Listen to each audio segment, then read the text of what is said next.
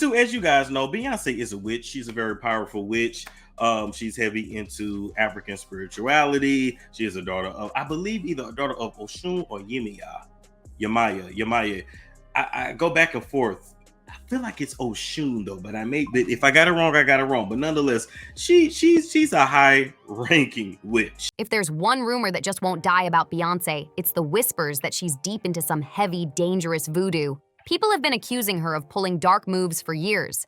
Everything from sneaking into people's dreams to messing with them while they sleep. And now, the wildest part? Erykah Badu is allegedly co-signing those claims too. Now, some might say Erykah shouldn't even be speaking on this because plenty of folks have called her a straight-up witch herself. But let's keep it real. It might just take one to spot another.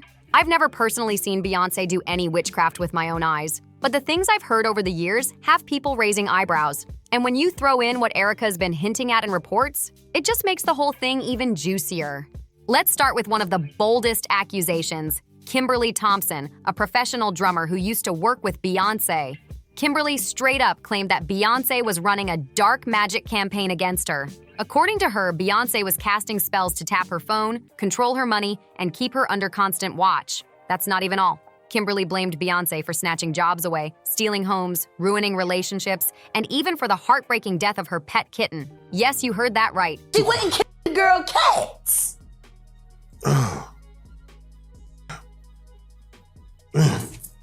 Okay. A girl went to court and charged her with extreme witchcraft. She was hypnotized. She was drugged. Beyonce came and she was in there eating on her and shit while she was. She accused Queen Bey of being behind every bit of her downfall, and she was so serious about it, she actually filed for a restraining order. This wasn't just gossip. She put it on paper and took it to court. When Kimberly tried to get that restraining order against Beyonce, the judge shut it down quick. Obviously, they've been controlled by Satanism. I mean, I'm not really scared to say that. We all know Luciferians, Freemasons, and all occult knowledge that was drugged up from Egypt have now surfaced itself in American society. And if you actually dig through the raps, like as I have, before it was all about partying, popping bottles. But when you listen to it again with a new ear, obviously they're not serving the same Most High God that I am. And that's what makes us enemies, that I stand for a completely different doctrine, a completely different nation. Most people think it was tossed out because the claims about witchcraft sounded too wild for court. And a completely different truth than he does. I don't have any materialism attached to my spirit or soul anymore. I don't have fornication attached to my spirit anymore. I mean, I just got engaged July, so my life is completely different from how I was with women in the early 2000s. And I think that is the difference in itself of being involved with Rockaware has made me see something completely different, and knowing who his allegiance is with is not the Most High God. And we all know, Satan. But here's the question. What if Kimberly actually knew exactly what she was saying? Because believe it or not, she wasn't the only one pointing at strange spiritual ties around Beyonce. Remember the lawsuit that Chaz Mangrove filed against The Dream? That one was just as disturbing. According to Chaz, once she started working with him, The Dream began pressuring her to sleep with him, claiming it was part of the process. She even detailed a chilling moment inside a studio house where she said The Dream locked her in a dark room and refused to stop being aggressive until she told him, "I love you." That's terrifying. But it's obviously they've been controlled by Satanism. I mean, I'm not really scared to say that. We all know Luciferians, Freemasons, and all occult knowledge that was drugged up from Egypt have now surfaced itself in American society. And if you actually dig through the raps, like as I have, before it was all about partying, popping bottles. But when you listen to it again with a new ear, obviously they're not serving the same Most High God that I am. And it didn't stop there. Her lawsuit painted a disturbing picture. She accused him of putting her up in an Atlanta hotel where his own security team monitored her every move. She said he berated her constantly, demanded constant check-ins, and controlled her like she was property. If this sounds familiar, it's because the vibe is eerily similar to some of those shocking allegations we've heard recently about Diddy. But here's where it ties back to Beyonce. Chaz claimed The Dream told her that Beyonce's success was linked to a spiritual sanctuary they allegedly shared. And that's what makes us enemies, that I stand for a completely different doctrine, a completely different nation, and a completely different truth than he does. I don't have any materialism attached to my spirit or soul anymore. I don't have fornication attached to my spirit anymore. I mean, I just got engaged July, so my life is completely different from how I was with women in the early 2000s. And I think that is the difference in itself of being involved with Rockaware has made me see something completely different, and knowing who his allegiance is with is not the Most High God. And we all know, Satan. He supposedly bragged that this sacred bond allowed him to understand Beyoncé deeper than anyone else, and that connection let him write hit after hit for her. And get this, he said their so-called sanctuary had more power than his marriage because it wasn't about love. It was about pure ritual energy fueling the art. Chaz also said the dream demanded she hand over every secret, every thought, and basically become his trust partner. He even bragged that this was the same kind of bond he shared with Beyoncé, that they were so close he allegedly knew about her pregnancy before Jay-Z did. Can you imagine someone outside the marriage knowing before the husband himself?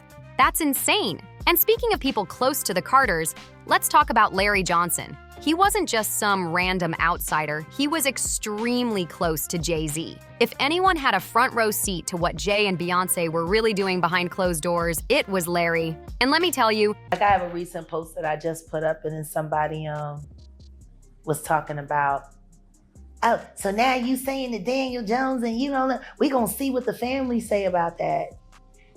And they were in my comments, like, trying to make it seem like I'm inflaming what happened to Daniel Jones' life in some way, like I'm trying to make it out to be more than what it is. And the only person that would make that kind of statement would be somebody that's affiliated with Erykah Badu. I mean, Daniel Jones did die on the road with her last year. He hasn't held back on spilling the tea. According to Larry, after stepping away for about 5 or 6 years, he started digging into Jay's world, and suddenly everything started clicking. He claimed he figured out who Jay really is, why he speaks in certain codes, and what powerful allegiances he's tied to. Back in the day, people thought it was just about partying, champagne, and flashy lyrics. But when you replay those words with fresh ears, Larry swears the hidden truth jumps right out at you. And what is that truth? According to him, Jay-Z and Beyoncé are allegedly wrapped up deep in Satanism. Yes, you heard that right.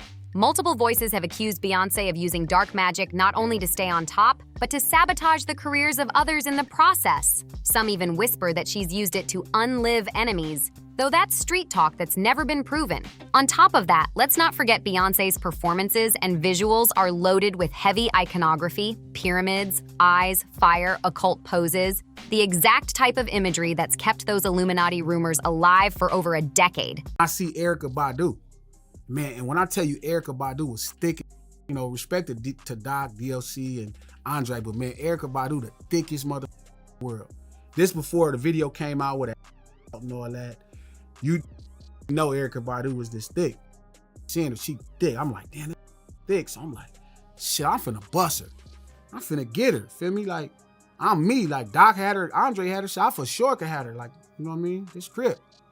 So I'm telling Birdman, I'm like, man, look how thick Erykah Badu. He's like, yeah, she thick, she cold. I'm like, yeah, I'm finna go get her. So I start to get up at my shoulder.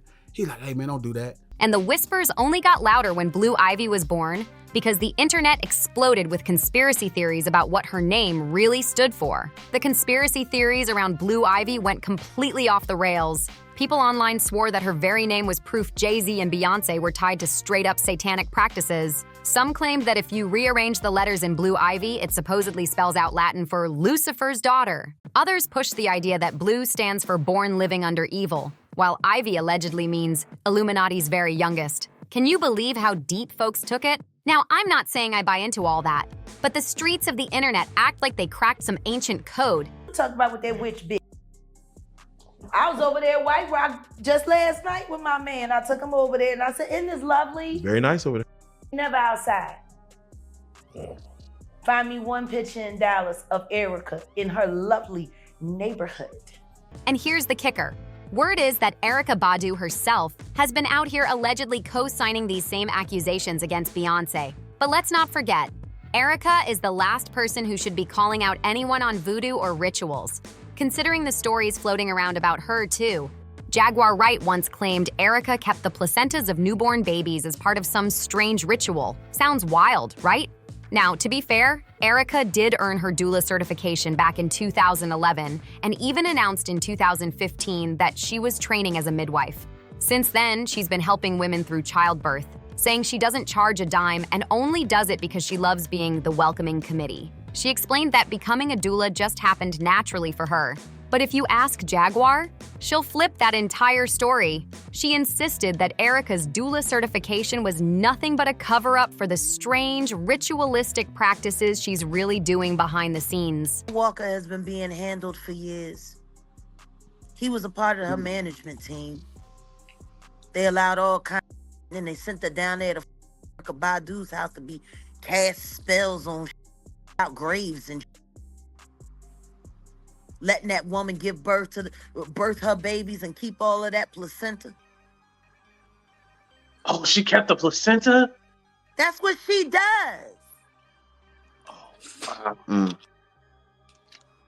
nobody ever thought, ain't nobody ever asked what she does with all them umbilical cords and all of that placenta from birthing Tiana Taylor's babies. Oh, Illuminati babies. Summer Walker's babies. Illuminati babies. It's a damn shame Toomey and Fat let her get around them. They ain't been right ever since. And just when you thought it couldn't get messier, Jalen came forward with claims that Summer Walker's management team allowed Erykah to pull off some ridiculous eyebrow-raising things around the singer, all under the guise of being a trusted birth worker. Jaguar Wright didn't hold back when it came to Summer Walker's experience with Erykah Badu. She claimed that while Summer was under Erykah's care, Erykah was allegedly casting spells, chanting about graves, and keeping the placentas from her babies. And according to Jag, it wasn't just Summer's children. Erykah supposedly keeps all the placentas from every baby she delivers, even Teyana Taylor's child. That's a chilling accusation if true. Jaguar went even further, saying one of the biggest signs that Erykah is secretly a witch is her lifestyle. She claimed you'll never find Erykah casually hanging out outside in her neighborhood or just enjoying the sun.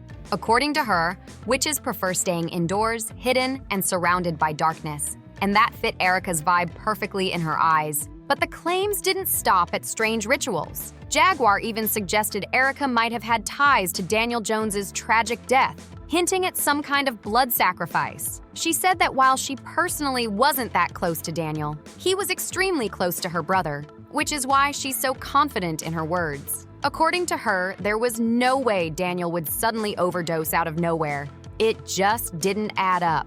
And for those who think Jaguar is the only one tossing around these kinds of claims, think again. Rapper Glasses Malone once revealed that when he first laid eyes on Erykah, he was instantly drawn to her, almost like he was under a spell. But before he could even make a move, Birdman allegedly stopped him and said straight up, "Don't go near her, because she's a witch." That warning alone shook him to the core. Erykah herself has done plenty to keep these witchcraft rumors alive. Back in 2016, she posted a playful promo video while hyping up the Soul Train Awards. But one of her Facebook followers wasn't laughing. They commented, "I've always loved her music and style, but that's a witch hat. Any celeb who wears it is showing their allegiance, plain as day. Can't rock with that side of her." And here's the shocker, Erykah didn't deny it. She clapped back instantly, replying, "I'm a witch." Just like that. No hesitation, no sugarcoating, she owned it. Even the men who've dated Erykah in the past say there's something about her that's different. While none of them have outright accused her of rituals, the gossip has always swirled that she gives them some type of mysterious passion fruit, something that locks them in and changes them forever. Fans have been speculating for years about what kind of hold she has over her lovers. And then came one of her wildest moves yet. In 2020, I'm like, why not? You don't think I could have her, nigga? Crazy guy, I could get her. I got up. He was like, nah. He grabbed me again. He's like, man, she like a witch or something, man. Feel me? She on some. And I remember looking like, man, you tripping. I'm laughing. You crazy. I looked in his face, and it did not look like it was no joke. It looked like he was serious. Like, she had some powers. And I remember just calming down, like, you know what?